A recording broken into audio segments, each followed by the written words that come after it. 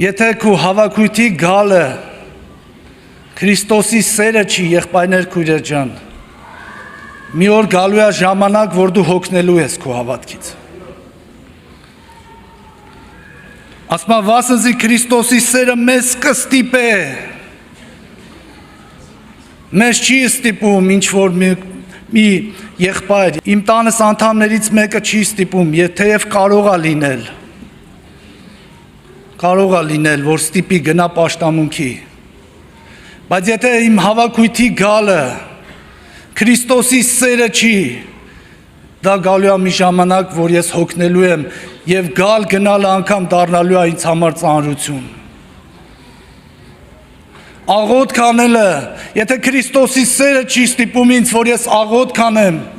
գալու է ժամանակ, որ ես չեմ էլ աղոթելու, կամ ձևական աղոթք եմ անելու, որ հարցնեն, ասեմ այո աղոթք անում եմ։ Եթե Քրիստոսի սերը չի ստիպում ինձ, որ ես ավետարան կարդամ որպես կյանքի հաց, կյանքի ջուր, գալու է ժամանակ, որ ես հոգնելու եմ, էլ չեմ կարդալու ավետարանը, որովհետև ես ինչ-ինչ պատճառներով դրդված եմ կարդում, կամ որպես գիտություն եմ կարդում ավետարանը։ Սիրելի քույրեր, եղբայրներ ջան, ցանկացած քո հոգևոր մի գործ, եթե դու Քրիստոսի սիրով ես դրդված անում,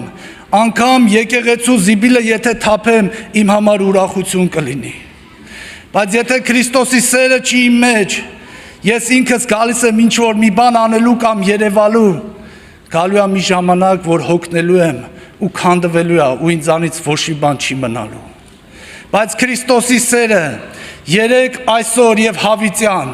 անփոփոխ է